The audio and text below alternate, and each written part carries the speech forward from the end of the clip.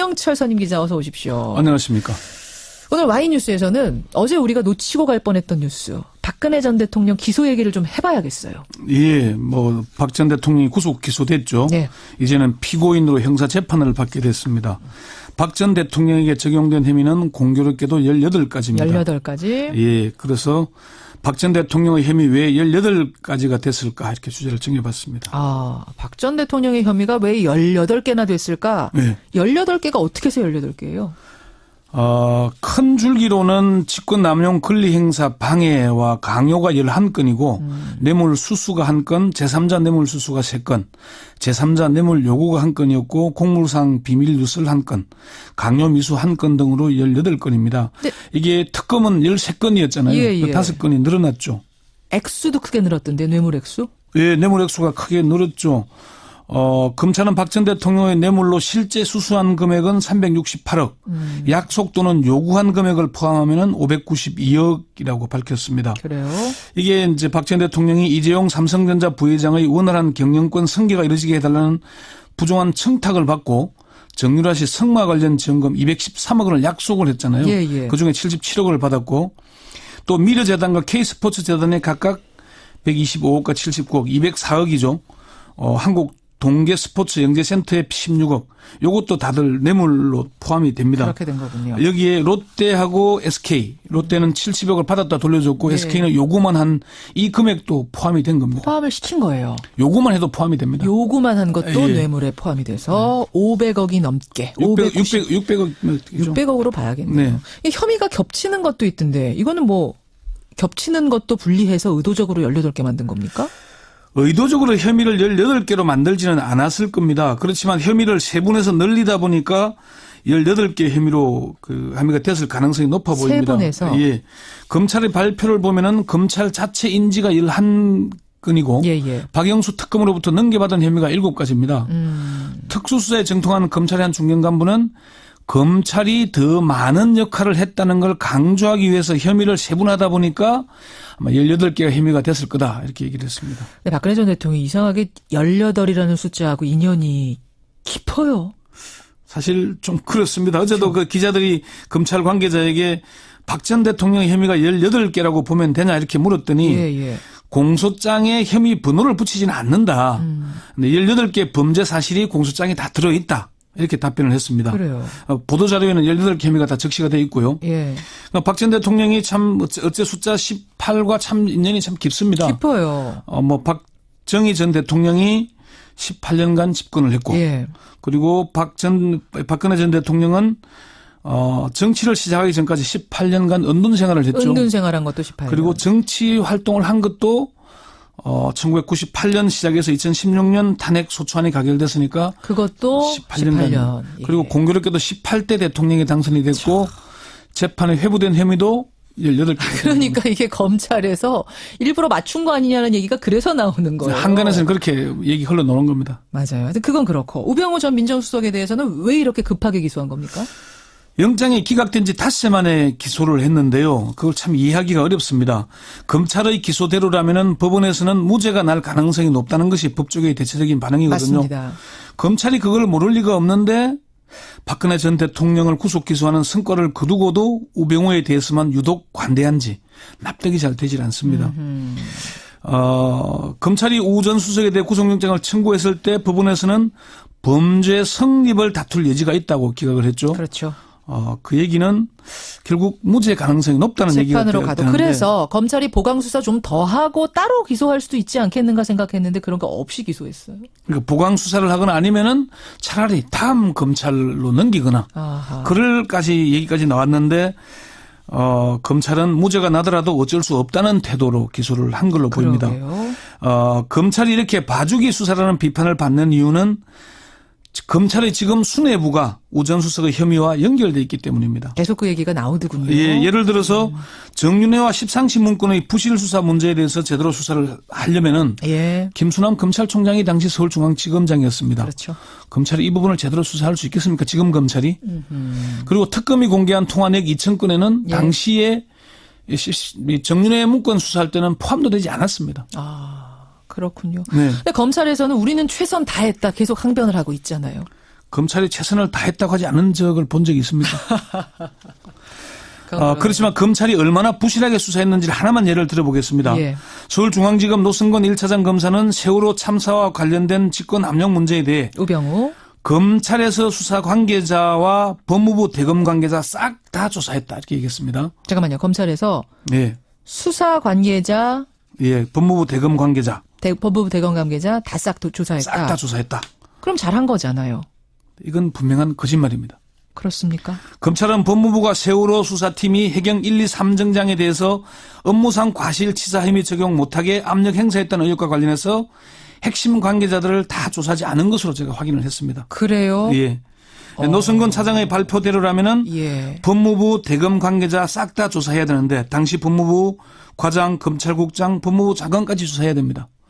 그런데 과장은 뭐 조사했는지 모르겠지만은 당시에 법무부 검찰국장은 서면 조사 받았고요. 예. 당시에 검찰총장을 비롯한 대검 관계자 조사해야 되잖아요. 예. 근데 뭐 실무 과장만 조사했습니다. 그렇게 된 거군요. 또 광주지검 관계자들도 다 조사해야 되는데 예. 검찰이 이걸 다 하지 않았는데 당시 변찬우 광주지검장은 법무부가 해경 1, 2, 3정장에 대한 업무상 과실치사상 혐의 적용을 막으면서 계속 시간을 끌면서 반대하자 직을 걸고 기소하겠다고 맞서서 결국 밀어붙였거든요. 그런데 노승건 1차장 검사는 청와대의 가이드라인 제시는 있었다는 게 발견되지 않는다. 사건 수사 관련해서 법리적으로 다투고 하는 건 청와대에서 어떻게 할 수 없다. 된다 안 된다 할 때 내용 자세히 모르면은 가이드라인 제기하고 뭘 할 수가 없다면서 우병우와 청와대에 면죄부를 주는 발언까지 했습니다. 그러면서 결론적으로 세월호 수사팀 충분히 수사를 했다고 본다. 예. 기소해서 유죄를 판결받았다고 얘기를 했는데 검찰에 출석해서 조사를 받은 당시 수사팀 관계자는 검찰이 뭘 좀 제대로 할 줄 알았는데 막상 조사를 받아보니 수사 의지가 없었다 이렇게 얘기를 했습니다. 지금은 청취자 문자 들어옵니다. 연미래님, 권력순위 수정해야겠네요. 1위가 우병우, 최순실, 정유라. 이분은 이렇게 순서를 보신답니다. 그래도 잘한 거 하나 꼽자면 박근혜 전 대통령 혐의 밝혀서 기소한 거, 이건 잘한 거 아닙니까? 사실 검찰의 1기 특수본에서 제대로 수사를 하지 않았더라면은 특검이 박근혜 대통령 혐의를 밝혀내기도 어려웠을 것이고 맞아요. 삼성 뇌물죄 입증도 어려웠을 것이고 그러면 2기 특수본에서 박근혜 전 대통령을 구속 기소하는 성과를 내기 어렵지 않겠습니까? 예, 예. 그러니까 검찰이 그 부분 박근혜, 최순실, 안종범, 정호성 이 부분에 대한 수사는 철저히 잘했고 잘했어요. 특검이 뭐 블랙리스트 수사를 철저히 했듯이 예. 그 부분 우리가 분명히 평가를 해줘야 되는데 마지막 우병우에 대한 수사. 그것 때문에. 예, 이거는 참 의지의 문제. 현 수뇌부가 관련되어 있기 때문에 그런 건지 어쨌든 이 부분은 검찰이 비판을 받을 수밖에 없는 상황입니다. 마지막 마침표를 왜 이렇게 물음표를 활용 점정을 제대로 해야 완성이 되는데 그걸 못한 겁니다. 안타깝습니다. 여기까지 권영철 선임 기자 수고하셨습니다. 네. 를 받았고 또 미르재단과 K스포츠재단에 각각 125억과 79억, 204억이죠. 한국 동계 스포츠 영재센터에 16억. 요것도 다들 뇌물로 포함이 됩니다. 그렇게 된 거군요. 여기에 롯데하고 SK, 롯데는 70억을 받았다 돌려줬고 네. SK는 요구만 한 이 금액도 포함이 된 겁니다. 포함을 시킨 거예요. 요구만 해도 포함이 됩니다. 요구만 한 것도 예. 뇌물에 포함이 돼서 500억이 넘게 600억. 600억으로 봐야겠네요. 네. 이 혐의가 겹치는 것도 있던데 이거는 뭐 겹치는 것도 분리해서 의도적으로 18개 만든 겁니까? 의도적으로 혐의를 18개로 만들지는 않았을 겁니다. 그렇지만 혐의를 세분해서 늘리다 보니까 18개 혐의로 혐의가 됐을 가능성이 높아 보입니다. 세분해서? 예. 검찰의 발표를 보면은 검찰 자체 인지가 11건이고 예. 박영수 특검으로부터 넘겨받은 혐의가 7가지입니다. 특수수사에 정통한 검찰의 한 중견 간부는 검찰이 더 많은 역할을 했다는 걸 강조하기 위해서 혐의를 세분하다 보니까 아마 18개가 혐의가 됐을 거다 이렇게 얘기를 했습니다. 네, 박근혜 전 대통령이 이상하게 18이라는 숫자하고 인연이 깊어요. 사실 좀 그렇습니다. 어제도 그 기자들이 검찰 관계자에게 박 전 대통령 혐의가 18개라고 보면 되냐 이렇게 물었더니 예. 공은 범죄 성립을 다툴 여지가 있다고 기각을 했죠. 그렇죠. 그 얘기는 결국 무죄 가능성이 높다는 얘기가 재판으로 가도. 되는데 그래서 검찰이 보강수사 좀 더 하고 따로 기소할 수도 있지 않겠는가 생각했는데 그런 거 없이 기소했어요.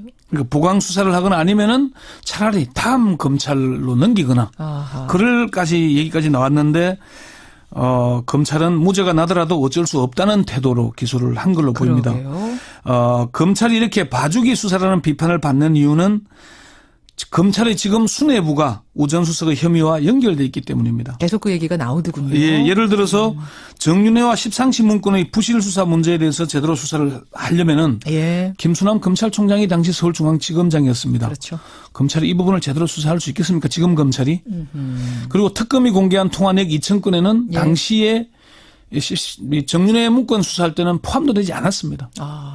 그렇군요. 네. 근데 검찰에서는 우리는 최선 다했다 계속 항변을 하고 있잖아요. 검찰이 최선을 다했다고 하지 않은 적을 본 적이 있습니까? 그렇지만 검찰이 얼마나 부실하게 수사했는지를 하나만 예를 들어보겠습니다. 예. 서울중앙지검 노승건 1차장 검사는 세월호 참사와 관련된 직권 남용 문제에 대해 우병우. 검찰에서 수사 관계자와 법무부 윤영철 선임 기자 어서 오십시오. 안녕하십니까? 오늘 와이뉴스에서는 어제 우리가 놓치고 갈 뻔했던 뉴스. 박근혜 전 대통령 기소 얘기를 좀 해봐야겠어요. 예, 박 전 대통령이 구속 기소됐죠. 네. 이제는 피고인으로 형사 재판을 받게 됐습니다. 박 전 대통령에게 적용된 혐의는 공교롭게도 18가지입니다. 18가지. 예, 그래서 박 전 대통령의 혐의 왜 18가지가 됐을까 이렇게 주제를 정해봤습니다. 박 전 대통령의 혐의가 왜 18개나 됐을까? 네. 18개가 어떻게 해서 18개예요? 큰 줄기로는 직권 남용 권리 행사 방해와 강요가 11건이고 뇌물 수수가 1건, 제3자 뇌물 수수가 3건, 제3자 뇌물 요구가 1건이었고 공무상 비밀 누설 1건, 강요 미수 1건 등으로 18건입니다. 네. 이게 특검은 13건이었잖아요. 예, 예. 5건이 늘어났죠. 액수도 크게 늘었던데 뇌물 액수? 예, 뇌물 액수가 크게 늘었죠. 검찰은 박 전 대통령의 뇌물로 실제 수수한 금액은 368억, 약속 또는 요구한 금액을 포함하면은 592억이라고 밝혔습니다. 그래요? 이게 이제 박 전 대통령이 이재용 삼성전자 부회장의 원활한 경영권 승계가 이루어지게 해달라는 부정한 청탁을 받고 정유라 씨 성마 관련 지원금 213억 원을 약속을 했잖아요. 예, 예. 그중에 77억을 공소장에 혐의 번호를 붙이지는 않는다. 근데 18개 범죄 사실이 공소장에 다 들어있다. 이렇게 답변을 했습니다. 그래요. 보도자료에는 18개 혐의가 다 적시가 되어 있고요. 예. 박 전 대통령이 참 어째 숫자 18과 참 인연이 참 깊습니다. 깊어요. 박정희 전 대통령이 18년간 집권을 했고 예.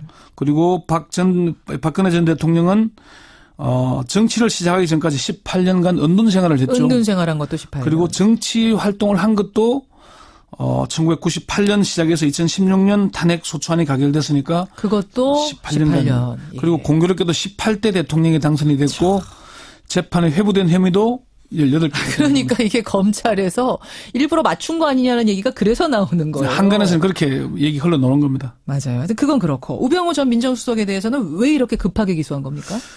영장이 기각된 지 닷새 만에 기소를 했는데요. 그걸 참 이해하기가 어렵습니다.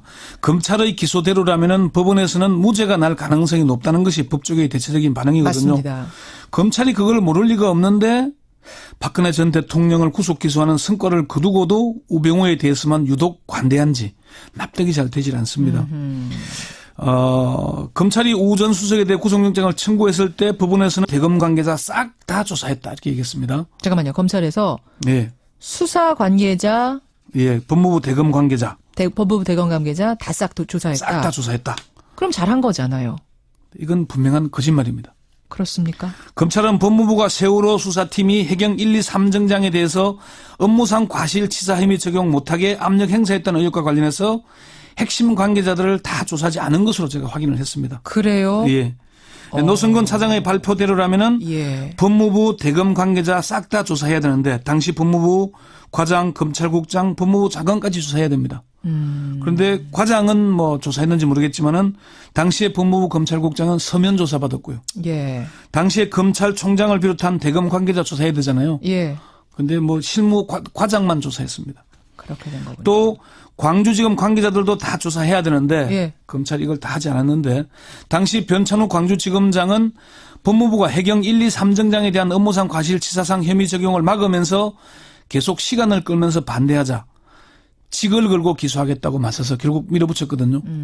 그런데 노승건 1차장 검사는 청와대의 가이드라인 제시는 있었다는 게 발견되지 않는다. 사건 수사 관련해서 법리적으로 다투고 하는 건